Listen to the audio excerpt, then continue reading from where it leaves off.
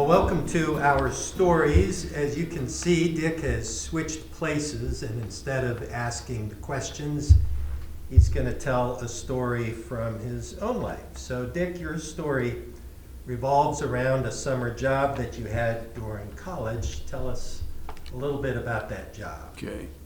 Well, I grew up in St. Louis, and through a friend, I got a summer job working in an ice cream factory in the city of St. Louis. And when I went the first day, I realized this was in an area of the city I had never been in before. Buildings were pretty ratty looking. The street was full of broken glass.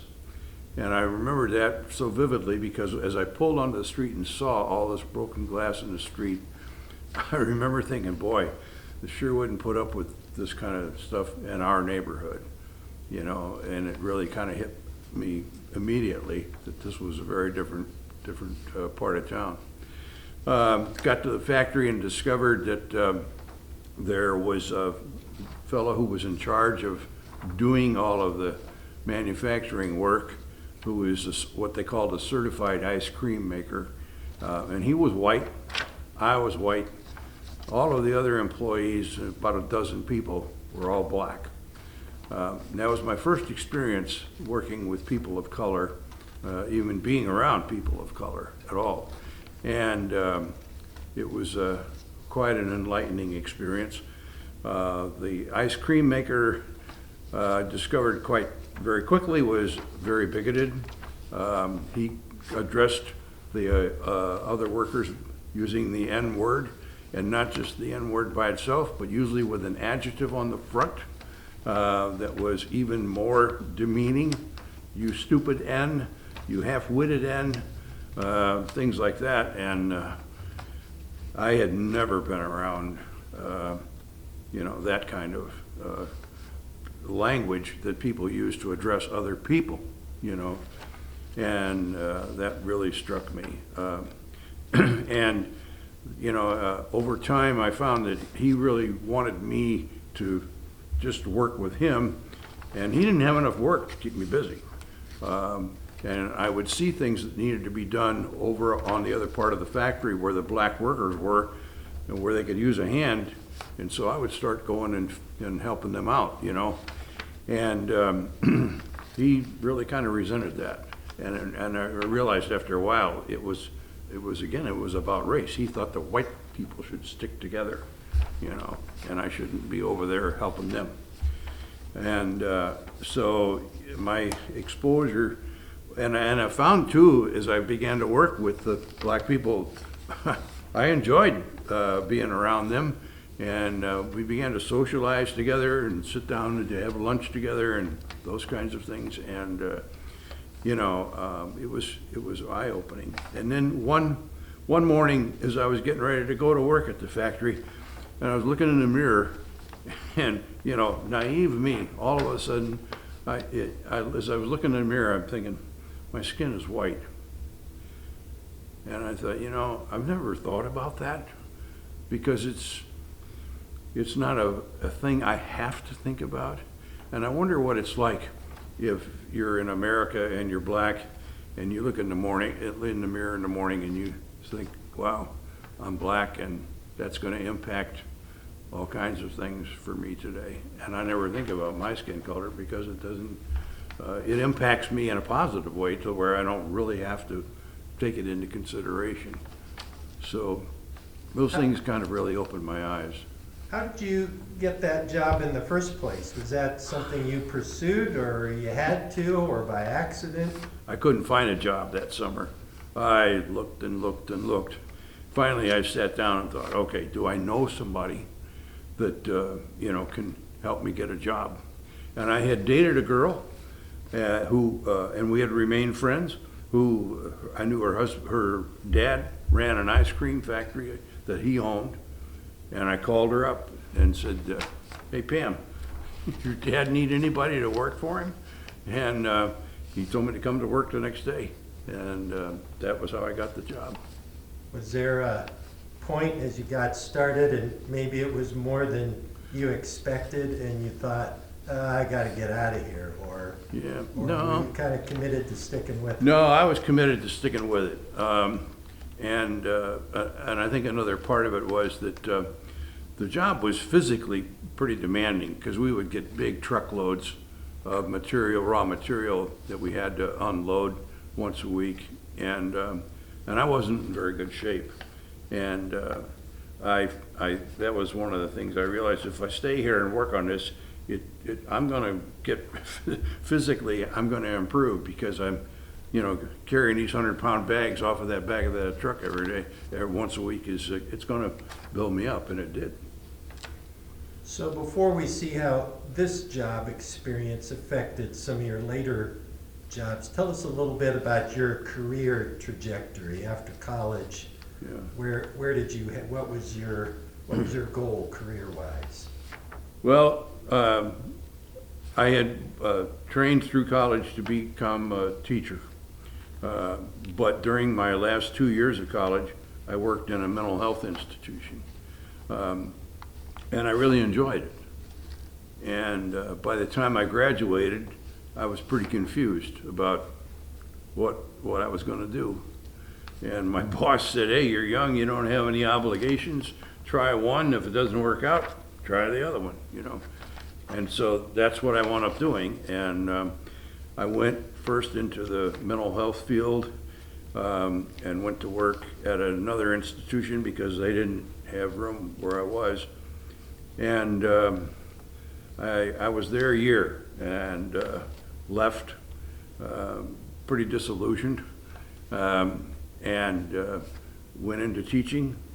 And I taught for several years and really enjoyed it a lot, and decided that I enjoyed it enough that I wanted to try to help mold other teachers, and so I began to move into going into administration.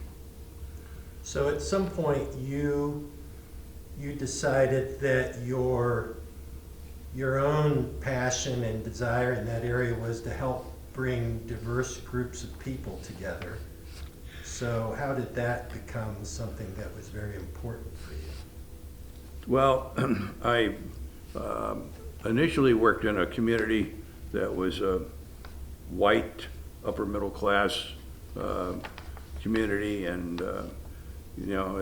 there wasn't any diversity there at all. And I enjoyed the job and all, but I thought, this isn't a real great challenge, and I really want to work in a more diverse community. And so I applied for a job in Decatur and got selected to become a school administrator here, and came really specifically because I wanted to work in a community where I felt like I could try my hand at, how good am I going to be at working with people of color, because I've never been around them much. I might have a strong desire, but I might be awful at it. So anyway, I took over as the principal at Oak Grove School, and I tried a number of things with the black community at the school, some of which went pretty well, some of which were probably total disasters. But it was a learning, experience for me to kind of figure out the kinds of things that would seem to work, and others that wouldn't. And then for a variety of personal reasons, I wound up leaving here and applying for a job in New England. And there, because of certification, the only state that I could easily transfer to in an administrative position was Connecticut. And I applied for several jobs there and realized quickly the way the state population was, I either had to go to a large urban area to find a diverse school, or work in either a suburban or a rural area, which was going to be pretty white. And I thought, well, I don't know the state or anything about it and much.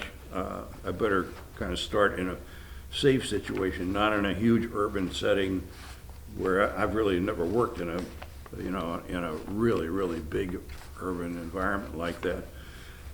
So I got a job there as a principal in a white suburban community. I tried several diverse projects in that community, and they were not well received. And, you know, it became clear to me that I was interested, but most of the people who worked for me weren't, and certainly the parents at the school were not interested in diversity at all. And then, lo and behold, there was a project put out by the state education commissioner asking districts to work together collectively on voluntary desegregation projects. And he asked that an urban school district and some suburban and some rural districts work together and put together a plan of some kind, and that he would help fund it. And the area where I was living had all of those types of communities, and they worked together on putting together an elementary school plan.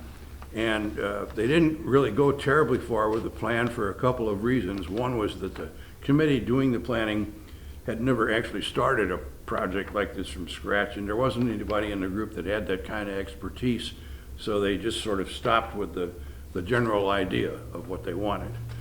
Plus, the reality was there was almost nobody who thought that this would actually fly. Everybody kind of thought even if it was attempted, it would be a total failure, because the white families in the suburban and rural communities would never send their kids to an inner city school. It just would not happen. And the plan got approved, and it got approved in the middle of July by the federal government with the stipulation the school had to open in September. And so the people who did the planning were scrambling, trying to find teachers and a principal and a building and everything else. And I got selected as the principal for that. And I'll never forget one of the parents at the school where I had been, where I had tried diversity stuff and it didn't work well, came to me and said, "I think you're going to be a lot happier where you're going." And I thought, yeah, you're probably right about that. So anyway, we got the project started, and lo and behold, the suburban and rural families would send their kids to an inner city school. And as a number of them said, you know, we've got apprehensions about this, but we're committed to the idea, and you know, we're really going to try to stick with it. And the school grew and became successful, and as a result, there in the state of Connecticut now, there are probably 200 schools like it that exist in the state.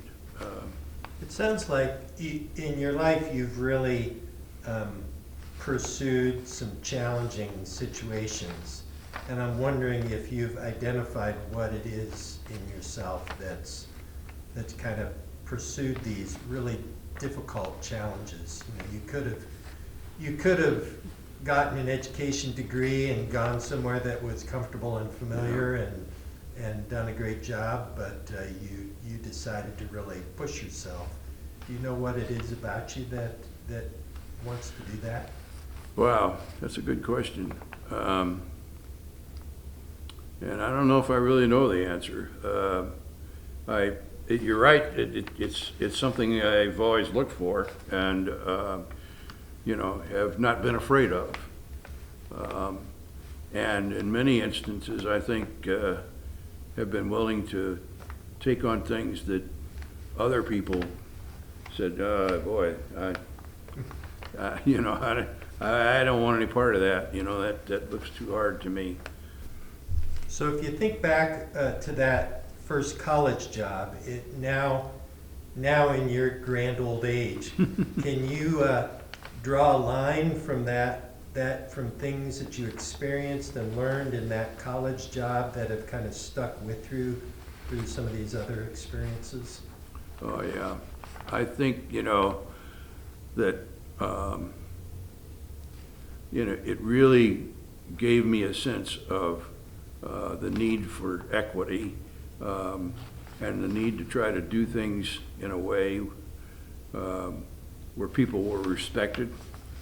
You know, I remember in that first job feeling like, as I, you know, the way the ice cream maker treated the black people, I thought, boy, if I'm ever in charge of a group of people that, you know, have people of color there, I'm never going to treat them, you know, the way they've been treated here. You know, they're people, and they deserve to be treated, you know, just like everybody else. So you've been retired for a little while now. Can you see how these passions that you've had in your life, in your career, how have you tried to integrate those ideas into activities that you do in retirement?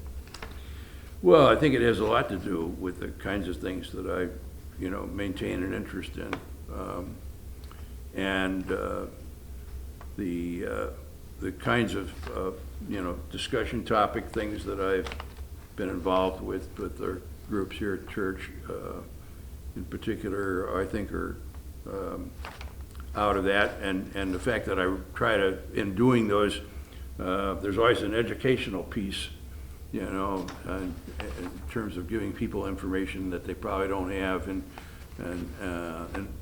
giving them a chance to maybe think about something with a better background than just what they might hear on the news or in a newspaper or something like that. Well, thanks for sharing that story with us. Glad you were willing to get in the hot seat for this one. I'm sure we'll have many more. Okay, thank you.